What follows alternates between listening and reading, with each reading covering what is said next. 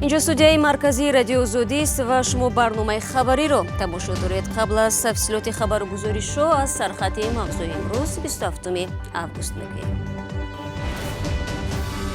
ملاقات برگزار شد. برداشت پرزیدنت رادیوی اروپای آزاد رادیوی آزادی از سفر به تاجیکستان و گفتگو با وزیر کارهای خارجی. با فکرم حکومت باید نشان دهد که مسئله اکریدیتاسیون را همچون وسیله فشار به خبرنگاران مستقل استفاده نمی کند. افسران متهم در شکنجه امید حکایتوف نه تنها به کار برگشتند بلکه وظیفه نو هم گرفتند. و با پولی که باید پایش را جراحی میکرد در بنیاد کارگاه برای هم تقدیرانش صرف نمود، اما غارتگران چند زن معلول را به اصطلاح از دو تنگه محروم کردند.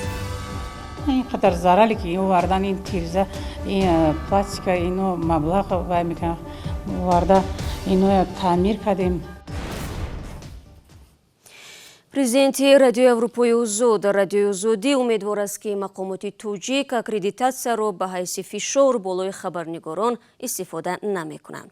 طول چند ماه اخیر فعالیت برخی از خبرنگاران بخش توجیکی رادیوی آزادی بنابر بازخواند شدند و یا تمدید نگردیدن اجازتنامه کار از جانب وزارت کارهای خارجی تاجیکستان به مشکل روبرو شده است. با توجه به این، پرزیدنت تازه تعیین رادیوی اروپای آزاد رادیوی آزادی نخستین سفر کاری خود را از تاجیکستان آغاز نمود. در پایان سفر دو روزه و ملاقات با وزیر کارهای خارجی تاجیکستان جیمی فلای به سوالهای انوشیروان عاریفوف همکار ما از تلویزیونی نستایش وریمیا پاسخ داد.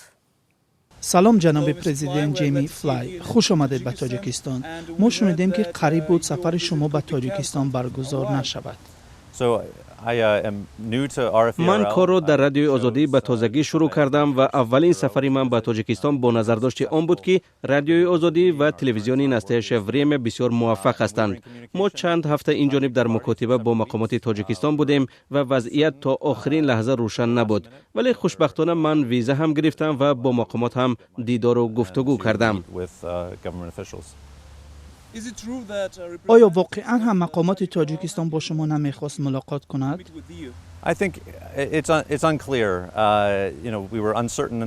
میدانید تا لحظه آخرین روشن نبود. من خیلی خوشحالم که وزیر کارهای خارجی تاجیکستان با ما واخورد و درباره موقع حکومت تاجیکستان نسبت به کار رادیوی آزادی در دوشنبه ابراز نظر کرد.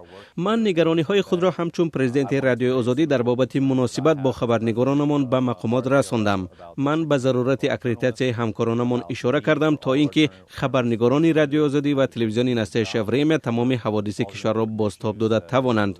خوشحالم که توانستم با وزیر کارهای خارجی در این باره تبادل نظر کنیم.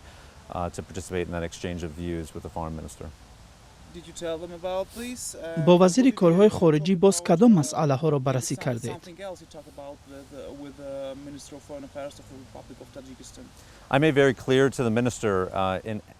من به وزیر کارهای خارجی تاجیکستان گفتم که رادیوی اروپای آزاد رادیوی آزادی درباره هر کشوری که گزارش می‌دهد و هر کشوری که در آنجا بیورو دارد معیارهای روزنامه‌نگاری را رعایت می‌کند. ما بی‌طرفی خود را حفظ می‌کنیم. ما امکان می‌دهیم که نظرهای گوناگون سیاسی شنیده شوند. من از وزیر کارهای خارجی دعوت کردم که مثل صحبت حاضره ما با رادیوی آزادی و یا نستایش وریم هم صحبت شود. به فکر من خوب است که مقامات دولتی توسط رسانه‌های ما نظر خود را به مردم رسانند.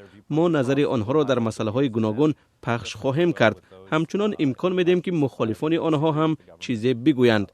از این نقطه نظر رادیوی اروپای آزاد رادیوی آزادی به همه امکانی برابر می‌دهد. امیدوارم که وزیر کارهای خارجی و مقامات دیگر حکومتی در آینده در مقابل رادیوی آزادی از موقع سازنده کار خواهند گرفت.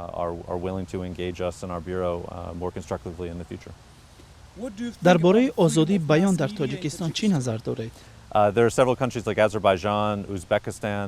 در کشورهای به مانند آذربایجان و ازبکستان رادیوی اروپای آزاد رادیوی آزادی بیورو ندارد و آزادانه عمل کردن نمیتواند.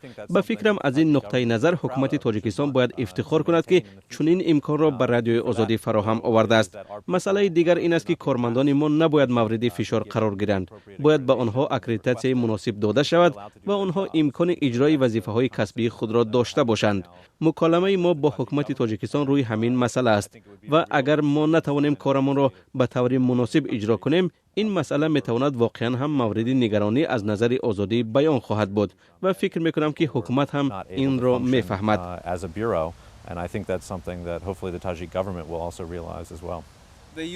فکر میکنید که اکریدیتاسیا به یک سلاح حکومت تبدیل شده است؟ Yeah, that's the concerning thing about the way that they're dealing with our bureau right now.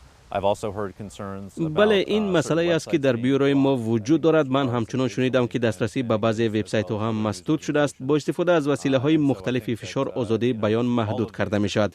به فکرم حکومت باید نشان دهد که مسئله اکریدیتاسیا را همچون وسیله فشار به خبرنگاران مستقل استفاده نمی کند.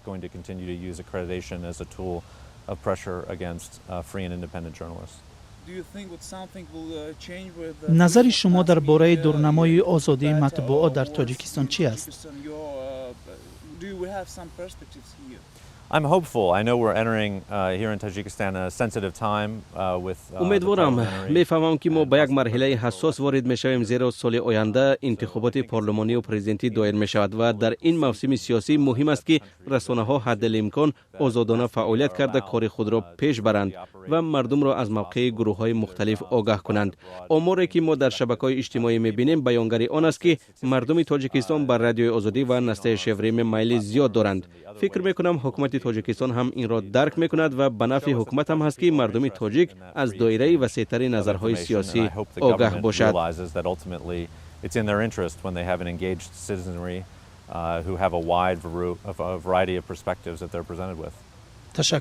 تشکر به شما. تفصیلات این صحبت رو میتوانید در وبسایت رادیو آزادی پیدا کنید. اما من برنامه رو ادامه میدم. با گذشت 5 ماه از حادثه شکنجه شدن امید حکایتوف، پرونده جنایی نسبت 2 مأمور میلیسای متهم قطع شده است. دادستانی شهر دوشنبه تصدیق جنایت رو نیافته است. ماه مارت امسال امید حکایتوف با آسیب سخت به بیمارستان افتاد. مقامات تا این دم میگفتند که گمانبران شکنجه فرار کردند. اصل واقعه را از میرزا نبی خالقزاد میشنویم. تحقیقات ژورنالیستی خبرنگاران رادیو آزادی روشن کرد که 2 کارمند میلیسایی که در لطوکوب شدیدی ساکن شهر دوشنبه امید حکایتوف ایدار دانسته می شدند، آنها نه اینکه از این وزارت رانده شدند برای این عملشون، بلکه همچنان به این دوباره به کارشون تعیین شدند و وظیفه خودشون را ادامه داده ایستادند. هرچند وزارت کارهای داخلی تاجیکستان در صحبت با رادیو آزادی تاکید کردند که این 2 کارمند میلیسا از بعد از این حادثه از وظیفه رانده شدند. اما امروز یکی از خبرنگاران رادیو آزادی هنگام جستجوی این واقعه در شبکه کارهای داخلی ناحیه فردوسی با این کارمند میلیسایی که گفتند که وی فرار کرده است یا اینکه نسبت آنها پرونده قطع شده است، در همین شعبه سردار همین شبکه تعیین شده ایفای وظیفه دارد. این یک سالهای زیادی رو که برای خبرنگاران و هم برای تفتیشات به وجود آورده است. و در همین حال گلچهره خلمت و عضو ائتلاف ضد شکنجه در صحبت با رادیو آزادی گفت که دادستانی شهر دوشنبه تحقیقات در نسبت این 2 کارمند میلیسا را باز داشت و آنها را بیگناه حسابید و آنها امروز آزادانه هم در آزادی میگردند و هم در شعبه کارهای داخلی ناحیه فردوسی به کار خود ادامه دادند. ائتلاف ضد شکنجه تاجیکستان تصمیم گرفته است از بالای این قرار پرکاتور شهر دوشنبه شکایت ببرد تا اینکه این پرونده از نو به بررسی گرفته شود. نسبت به زبیدالله سنگین مرازاده و سفر دادروف، یعنی که کارمندان میلیسای شعبه ناحیه فردوسی گمانبران شکنجه امید عنایتوف با قسم 3 ماده 316 کودکس جنایی برآمدن از حد وکالت منصبی پرونده باز شده بود. امید حکایتوف را آنها روز 31 مارت امسال با نشانه های آسیب پوشیده مایدان و عموما شکنجه شدید به بیمارستان آوردند. او دعوا دارد که 2 ناظر منطقوی میلیسا شکنجهش کرده حیاتش را سوزاندند. меравем ба ӯзбекистон. шӯъбаи корҳои дохилии шаҳри Тошканд гуфтааст оиди рейд алайҳи риштдорон маълумот надорад. маъмурони ҳифзи ҳуқуқи ӯзбекистон рӯзи 23 август дар натиҷаи рейде дар бозори Малика, яке аз бозорҳои калонтарини шаҳри Тошканд, даҳо марди риштдорро дастгир кардаву ба шӯъбаи пулис бурданд. боздоштшудаҳо пас аз тарошидани ришашон дубора озод шуданд. онҳо аз сардори пулиси шаҳри Тошканд талаб карданд то қазия расман шарҳ дода шавад. дар идораи мусулмонони ӯзбекистон низ бо ин амалӣ кормандони пулис розӣ нестанд ва онро ғайриқонунӣ номиданд. бармегардем ба Тоҷикистон. коргоҳе ки фаъолияташ дер давом накард ва соҳибашро афсурда намуд. қаҳрамони баъдии гузориши ҳамкорони мо зани маълулест ки мехост бо таъсиси як коргоҳ зиндагии худу ҳамтақдиронашро бичархонад. ӯ ба ин ҳадафаш расид, вале акнун дари коргоҳаш баста аст. зеро баъзе таҷҳизоту маблағи ин коргоҳи хурдро ғорат карданд. албатта тахмин мешавад ки дуздон пулу моли коргоҳро бо ҳадафи фоида ба яғмо бурданд, аммо назарҳои дигар низ ҳастанд. сарвинози Рӯҳулло ва Амриддин Олимов қазияро дунбол карданд. шишапораҳои рехтаву дастгоҳҳои дузандагии парешон, матоъҳои нимдухтаву порашуда ва дару тирезаҳои шикаста. ин коргоҳ то якуни моҳи пеш макони ҳунаромӯзии занони маълул буд. бибикалон Хоҷаева ки худ маълул аст, барои кӯмак ба ҳамтақдиронаш коргоҳе таъсис дод. мақомоти маҳаллӣ масҷиди собиқи маҳаллаи Бедилро ки ба ҷои ҷамъиятӣ табдил ёфта буд, дар ихтиёраш гузоштанд. 1 сол фаъолият карданд. бибикалон мегӯяд, ҳудудан якуни моҳи пеш вақте субҳ ба кор омад, дид ки қисме аз амволи коргоҳ дуздида шуда буд. ҳаҷми 5000 матое ки мо харидор карда будем ваёя дуздидагӣ. баъд мо райо мана унҷа камтар маблағе ки мо монда будем барои харидор дар ҳаҷми мумкин 500 ёки мумкин 1000 ҳамин қадар тахминан ки ҳама вақт пул бояд бошад. ҳамин чизои ҳамаша гирифтагӣ. бибикалон мегӯяд то ҳол мақомот ғоратгаронро пайдо накарданд ва бо ҳамин фаъолияти коргоҳашон қатъ шуд. занон ҳам дигар ба ин макон намеоянд. агар як сабаби ба коргоҳ наомадани занони маълул ғорат шудани он бошад, сабаби дигарро бибикалон дар бархурди сарди бархи сокинони маҳалла медонад. пеш монда намеган рости гапу хаёл, я хелош гай мег мардакош медроя меган эҷа мачит медроя нони ҳаром мехре чихе гудакотон дар нони ҳаром метие чихе вай мекне ҳамаша гав мезанам. барои амоқа аму маъюба амохи мефаҳма дига омадан намехоҳа охе. агар не меомадан маъюбон меомадан каляска қатӣ будан я хелош хел чагас қатӣ будан меомадан. сокинони маҳалла мегӯянд аз дуздида шудани амволи ин коргоҳ нигаронанд ва ба фаъолияти онҳо мухолифат надоранд. тозагӣ ҳамира мо бақала гирифтагӣ бақалам не мисол мо кай гӯд ҳамира маҳалла мекунӣ геш кана мекунӣ иҷа тоза ҳами хачиса мо кадемишоне ки мегӯянд ки маҳалла ки гирифта бошад не маҳалла набор намегира ҳами қадазги иҷа мисол мо ошино монемонем мисол дара ки ҳам тоза мекунем нигаҳ мекунем ки дазидаги дар маҳалла не маҳалла пул додаги хардаги каниса меро ҳар як каниса мисол пули майдақа хардаги нест ки ҷо мегза мисол ки ҷо мегиранд иҷа ягоноши нашо ҷо ягон кас жава надорем ки бигирем сиршон кунем ҳеҷ кас чӣ надорад барои тозагӣ шо тоза мекунем каниса дизан ҳамиқа жалка. мақомоти ноҳия аз ин ҳодиса огоҳанд.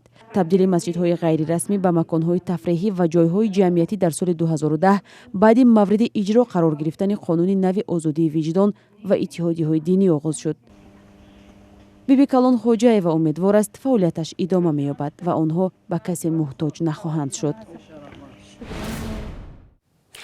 берӯзи Хоҷазода ва Сомон Маҳмадбеков паҳлавонони маъруфи тоҷик дар мусобиқоти қаҳрамонии ҷаҳон оид ба ҷудо ки дар пойтахти ҷопон шаҳри Токио ҷараён дорад барои медалҳои биринҷӣ мубориза мебаранд. ба иттилои вебсайти Федератсияи байналмилалии ҷудо дар ин мусобиқоти пурнуфузи ҷаҳонӣ 839 варзишгар аз 147 кишвари 5 қораи дунё ширкат дорад. дар ин мусобиқоти ҷаҳонӣ барои дарёфти рохат ба бозиҳои олимпии соли 2020 дар Токио имтиёзҳои муҳим ба даст меоранд. با همین مطلب برنامه امروز را به پایان میرسانیم. اگر میخواهید در جریان خبرهای روز باشید پس به وبسایت ما بروید www.azadi.org. حضور شما و نوارهای جالب در آزادی ویدیو کانال ما در یوتیوب دسترس میباشند. صفحه های رادیوی آزادی در شبکه‌های اجتماعی نیز فعال هستند. اما من فردا شما را در نوید بامدادی انتظارم. ساعت 7 با وقت پراگ. خدا نگهدار.